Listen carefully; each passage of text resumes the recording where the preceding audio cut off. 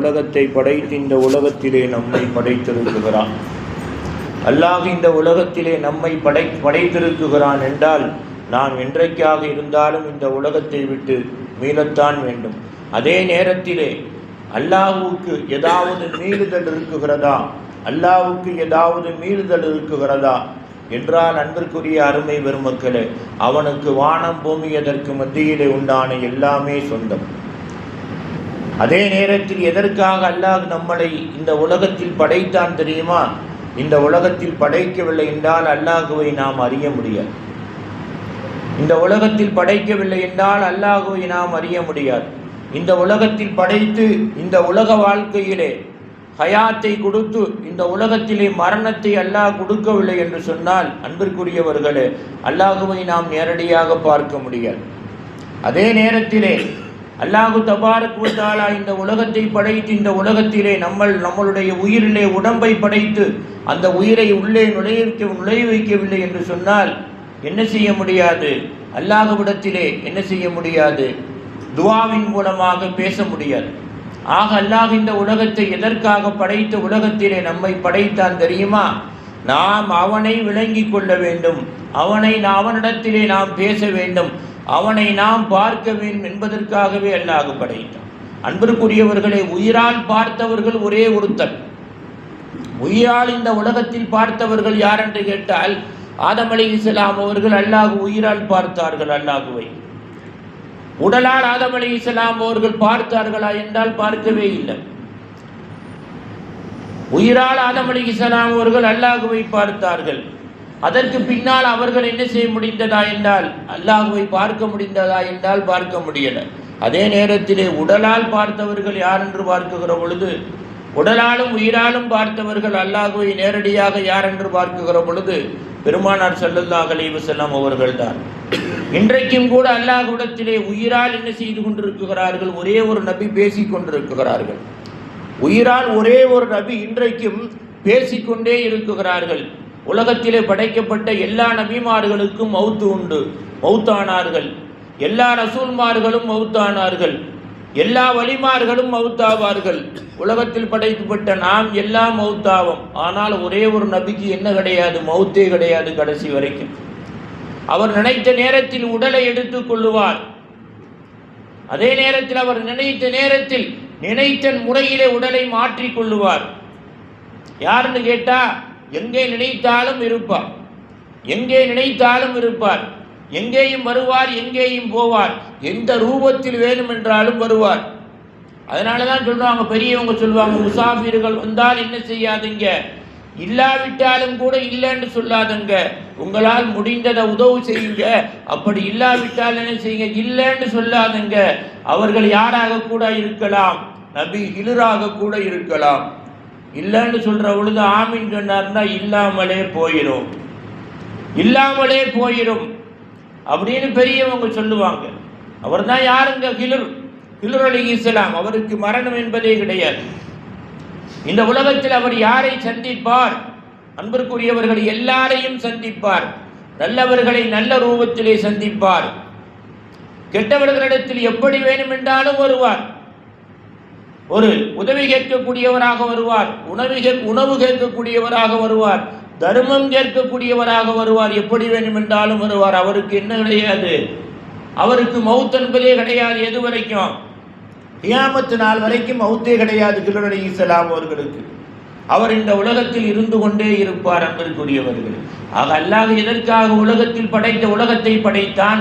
தன்னை விளங்கிக் கொள்வதற்காக படைத்தான், தன்னிடத்திலே பேசுவதற்காக படைத்தான், தான் படைத்த படைப்பினங்களை எல்லாம் கியாமத்து நாளையிலே பார்ப்பதற்காக படைத்தான். அதே நேரத்திலே உயிரோடு சுவர்க்கத்தில் இருந்து கொண்டே இருந்தோமையானால், உயிரோடு சுவர்க்கத்தில் இருந்து கொண்டே இருந்தோமையானால் அல்லாஹுவை பார்க்க முடியுமா? இந்த உலகம் படைக்காவிட்டால், உலகத்தை அல்லாஹ் படைக்காவிட்டால் உடலை படைத்திருக்க மாட்டான். உயிரோடு மாத்திர வேண்டுமென்றால் சுவர்க்கத்தில் இருக்கலாம், ஆனால் அல்லாஹுவை பார்க்க முடியுமா? அதே நேரத்திலே உயிரோடு சுவர்க்கத்தில் இருந்தோமையானால் நம்மளுடைய தாயை பற்றி நமக்கு தெரியுமா? தகப்பனை பற்றி தெரியுமா? நண்பனை பற்றி தெரியுமா? எதிரியை பற்றி தெரியுமா? அன்பிற்குரியவர்களே, நம்மளிலேயே யார் காஃபிர் என்று தெரியுமா? யார் முனாஃபிக், யார் முஷ்ரிக் என்று தெரியுமா? தெரியாது. ஆக உலகத்தை எதற்கு படைத்தான்? இதையெல்லாம் புரிந்து கொள்வதற்காகத்தான் அல்லாஹ் படைத்தான் அன்பிற்குரியவர்களே. ஆனால் உலகத்தை படைத்து உலகத்திலே நம்மை படைத்திருக்கிறான் அல்லாஹ். ஆனால் நம்மை படைக்கப்பட்ட இந்த உலகத்திலே நமக்கு இரண்டு உண்டு அன்பிற்குரியவர்களே. இரண்டு வாழ்க்கை உண்டு. இரண்டு பேரை பார்த்துத்தான் தீர வேண்டும். இரண்டு பேரோடு சேர்ந்துதான் தீர வேண்டும். இரண்டு பேரோடு வாழ்ந்துதான் தீர வேண்டும். அந்த இரண்டு என்ன தெரியுமா?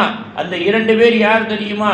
மனைவி கூட கிடையாது, மக்கள் கூட கிடையாது, சொந்த பந்தங்கள் கூட கிடையாது. அந்த இரண்டு பேர் யார் என்றால், ஒருவர் நண்பர், இன்னொருத்தர் எதிரி. ஒருவர் நண்பர், இன்னொருத்தர் எதிரி. இந்த ரெண்டு பேர்த்திலே யாருக்காவது சோதனைகள் வேதனைகள் வந்து விடுமையானால், எதிரிக்கு சோதனை வந்து விடுமையானால், அவருக்கு வேதனை வந்து விடுமையானால், நம்ம சொல்லக்கூடிய வார்த்தை என்ன தெரியுமா? அதிகமானவர் சொல்லக்கூடிய வார்த்தை, அவர் செஞ்சதுக்கு அனுபவிக்கிறார்ப்பா, அல்லாஹ் கொடுத்தான்னு சொல்ல மாட்டோம். அதிலையும் சொல்லுவோம், அவர் நமக்கு செய்த துரோகத்திற்கு அனுபவிக்கிறார். அதே நேரத்திலே நம்மளுடைய நண்பருக்கு ஒரு பிரச்சனை வந்து விடுமையானால், ஒரு கஷ்டம் வந்து விடுமையானால் என்ன சொல்லுவோம் தெரியுமா? சோதனைப்பா, அவருக்கு சோதனை. நண்பருக்கு கஷ்டம் வந்தால் சோதனை, எதிரிக்கு எதிரிக்கு பிரச்சனை வந்தால் அதாபு. நமக்கு எதிரியாக இருக்கக்கூடியவர் அல்லாஹ்வுக்கு துரோகியா? நமக்கு நண்பராக இருக்கக்கூடியவர் எண்ணி பாருங்க, அல்லாஹ்வுக்கு என்ன நண்பரா? அன்பிற்குரியவர்களே, இந்த நண்பர் எதிரி என்பது மனிதருக்குள்ளுதான். அல்லாஹ்வை பொறுத்தவரை தன்னுடைய அடியார்களில் அல்லாஹ்வுக்கு யாருமே எதிரி அல்ல. அல்லாஹ்வுடைய அடியார்களில் அல்லாஹ்வுக்கு யாருமே எதிரி அல்ல. அல்லாஹ்வுக்கு எல்லாரும் நண்பர்கள் தான். எவ்வளவு பெரிய பாவத்தை செய்த போதிலும் கூட மன்னித்து விடு என்று சொன்னால் அல்லாஹ் மன்னிக்க தயாராக இருக்கிறார். ஆனால் நான் மன்னிக்க தயாரா? நான் மன்னிக்க தயாரா? அன்பிற்குரியவர்களே, நான் மன்னிக்க தயாரில்லை. நான் மன்னிக்க தயாரில்லை. ஆனால் நண்பருக்கு சோதனை வந்தால் முசீபத்து, எதிரிக்கு சோதனை வந்தால் அவர் செய்ததற்கு பரிகாரம் என்று சொல்லுகிறோம். ஆனால் மார்க்கம் என்ன சொல்லுகிறது? குர்ஆன் என்ன சொல்லுகிறது? ஹதீஸ் என்ன சொல்லுகிறது? அன்பிற்குரியவர்களே, யாருக்கு சோதனை வந்தாலும், யாருக்கு வேதனை வந்தாலும், அதற்கு பின்னால் அந்த வேதனை திருப்பி பெரிதாக வராமல் இருப்பதற்கு, வந்த வேதனை மாறி திருப்பி பெரிதாக வராமல் இருப்பதற்கு, வேதனை வந்த பின்னால் அந்த வேதனையை தரக்கூடிய இறை நெருக்கத்தை யார் அதிகமாக்கிக் கொள்கிறார்களோ அவர்களுக்கு என்ன சோதனை? அவர்களுக்கு என்ன? அவருக்கு வந்தது சோதனை. அந்த சோதனைக்கு பின்னால் அவர் என்ன செய்வார்? அப்படியா அந்த சோதனை வரவிட மாட்டார். அந்த சோதனையை கொடுத்து அல்லாஹ்விடத்திலே மன்னிப்பு கேட்டு என்ன செய்வார்? அது வராமல் பாதுகாப்பார். அதே நேரத்திலே யாருக்கு வரக்கூடியது வேதனை தெரியுமா? அன்பிற்குரியவர்களே, யாருக்கு சோதனை வந்த பின்னாலும் சரி, என் மனம் போன போக்கில் தான் நான் வாழுவேன், என் மனம் போன போக்கில் தான் நான் வாழுவேன், இப்படித்தான் நான் வாழுவேன், எது வந்தாலும் பரவாயில்லை அப்படின்னு எவர் அல்லாஹ்விடத்தில் தௌபா செய்யாம தன்னுடைய நெருக்கத்தை இறைவன்பால் ஆக்கி கொள்ளாமல் வாழுகிறாரோ அவருக்கு வந்த சோதனை என்னவாகவே இருக்கும்?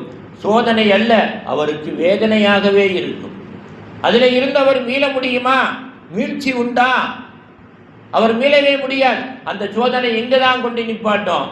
அவரால் தன்னுடைய மனைவி கஷ்டப்படுவார்கள், பிள்ளைகள் கஷ்டப்படுவார்கள், அவரை சார்ந்தவர்களும் கஷ்டப்படுவார்கள். அவருக்கு ஏற்படக்கூடிய முசீபத்து எல்லாத்துக்கும் பிடிக்கும். உதாரணமா சொன்னா, ஒரு மரத்திலோ ஒரு கிளையிலோ ஒரு நோய் ஏற்பட்டால் அது சம்பந்தப்பட்ட எல்லாரும் பாதிக்கப்படுவார்கள். அதே மாதிரி தான் ஒரு தாய் தகப்பனுக்கு ஏற்படக்கூடிய பாதிப்பு குடும்பத்தில் எல்லாத்துக்கும் ஏற்படும். அதே நேரத்தில் தாய் தகப்பன் அல்லாத ஒரு பிள்ளைக்கு ஏற்படக்கூடிய பாதிப்பு குடும்பத்தில் யாரையாவது நோயால் தொடுமா? பணத்தால் வேணுமென்றால் அந்த நோயால் தொடுமாட்டா? நோயால் தொடாது. அப்ப யாருக்கு வந்தாலும் சரிங்க, அதுல இருந்து திருந்தி அல்லாஹ்வுடைய நெருக்கத்தை உண்டாக்கி கொண்டாரே, ஆனால் அவருக்கு என்ன அந்த மாதிரி சோதனை திருப்பி வராது. அதே நேரத்தில் நான் இப்படித்தான் இருப்பேன் என்று வாழ்ந்தாரே, ஆனால் அவருக்கு சோதனை வரத்தான் செய்யும். ஒரே ஒரு விஷயத்தை சொல்லி முடிக்கிறேன். இந்த உலகத்தில் படைக்கப்பட்ட எவராக இருந்தாலும் சரி, எவ்வளவு உயர்ந்தவராக இருந்தாலும் சரி, எவ்வளவு தாழ்ந்தவராக இருந்தாலும் சரி, 24 மணி நேரம் சந்தோஷமாக இருக்கவே முடியாது, முடியவே முடியாது. யாருமே இருக்கலை, இதுக்கு முன்னாலே இருக்கலை, இன்னைக்கு இருக்கலை, யாரும் இருக்க முடியாது. எது இருந்தாலும் இருக்க முடியாது, இல்லாட்டியும் இருக்க முடியாது. காரணம், அப்படித்தான் அல்லாஹ் மனிதனை படைத்திருக்கிறான். அல்லாஹ்வே சொல்றான், லக்கத் ஹலக்குனல் இன்சான ஃபீ கபதுங்கிறான். மனிதனை நான் எப்படி படைத்திருக்கிறேன் தெரியுமா? மனிதனை எப்படி நான் படைத்திருக்கிறேன் தெரியுமா? கவலையிலே தான் படைத்திருக்கிறேன். ஒரு விஷயம் முடிஞ்ச அடுத்த விஷயம் வந்து உட்கார்ந்து கல்புக்குள்ள. ஒரு விஷயம் முடிஞ்சவன நிம்மதியா இருக்கலாம இருக்க முடியாது. ஒரு விஷயம் முடிகின்ற பொழுது அடுத்த விஷயம் வந்து உட்கார்ந்துரும். அப்ப மனிதனுடைய கல்வை, இதயத்தை அல்லாஹ் எப்படி ஆக்கி இருக்கிறான் தெரியுமா? எது வந்து உட்கார்ந்தாலும் சுமக்கக்கூடியதாக ஆக்கி இருக்கிறான். அதே நேரத்தில் அந்த சுமையை எதன் மூலமாக இறக்க வேண்டும்? அந்த சுமையை எந்த மூளை நமக்கு கொண்டாந்து உட்கார வைத்ததோ அந்த மூளையின் மூலமாகவே அந்த சுமையை இறக்க வேண்டும். மூளை எப்பொழுது இறக்கும்? அல்லாஹ்விடத்திலே முறையிடுகின்ற பொழுது அந்த மூளை நம்மளை விட்டு இறக்கும், அல்லாஹ் இறக்கச் செய்யும். ஆகையால கவலைங்கிறது தான் வாழ்க்கை. கவலை இல்லாமல் இருக்கவே முடியாது. சந்தோஷங்கிறது என்ன செய்யும்? அப்பப்போ வந்து தாங்க போகும், அப்பப்போ வந்து தான் போகும். அப்ப என்ன செய்யணும்டா, உலகத்தை அல்லாஹ் எதற்கு படைத்தான்? ஏன் இந்த உலகத்தில் வாழ வைக்குகிறான்? எதற்காக நம்மளை இந்த உலகத்திலே இருந்து மீட்டுகிறான்? இருந்த இடத்துக்கே கொண்டு போகிறான். உலகத்திலே படைக்கப்பட்ட எல்லா, நம்முடைய உடம்பிலே படைக்கப்பட்ட எல்லா பொருளும், அதாவது எங்கிருந்து உடம்பு கொஞ்சம் அங்கேயே போய் சேர்ந்திருங்க. இதற்கு காரணம் என்ன? ஒரே ஒரு காரணம், அல்லாஹுவை நாம் அறிவதற்காக.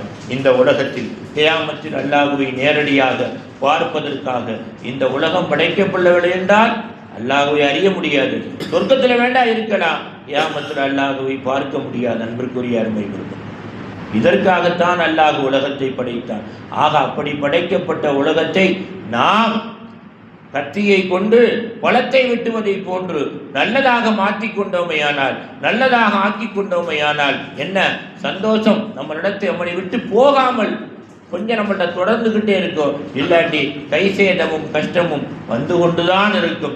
இதை விளங்கியவர்கள் தான் நல்லவர்கள். இதை விளங்கி இந்த உலகத்தை தன் வசப்படுத்தி சந்தோஷமாக வாழ்ந்துவிட்டு சென்றவர்கள் தான் நல்லவர்கள். அந்த வழியை பின்பற்றினால் நமக்கல்ல, இந்த உலகத்தில் வரக்கூடிய எல்லாருக்கும் இந்த நாள் அல்ல, நாம் சந்திக்கும் ஒவ்வொரு நாளும் திருநாளாக இருக்கும் என்பதிலே சந்தேகம் இல்லை. அந்த நல்ல பாக்கியத்தை வல்லநாயன் ரப்பு தாலா உங்களுக்கும் எனக்கும் இந்நாள் அல்ல எந்நாளும் நிரந்தரமாக தந்து அருள் புரிவானாக. வாஹிரதவானா அல்ஹம்துலில்லாஹி ரப்பில் ஆலமீன். அல்லாஹும்ம ரப்பனா ஆத்தினா ஃபித் துன்யா ஹஸனா வ ஃபில் ஆகிரத்தி ஹஸனா வ கினா அதாபன்னார். வ ஸல்லி அலா நபி சய்யிதினா வ நபீனா மௌலானா முஹம்மதின் வ அலா ஆலிஹி வ அஸ்ஹாபிஹி அஜ்மஈன் பிரஹ்மதிக யா அர்ஹமர் ராஹிமீன். அல்ஹம்துலில்லாஹி ரப்பில் ஆலமீன். ஸல்லல்லாஹு அலா முஹம்மத் ஸல்லல்லாஹு அலைஹி வஸல்லம். ஸல்லல்லாஹு அலா முஹம்மத் ஸல்லல்லாஹு அலைஹி வஸல்லம். ஸல்லல்லாஹு அலா முஹம்மத் யா ரப்பி ஸல்லி அலைஹி வஸல்லம். அஸ்ஸலாமு அலைக்கும்.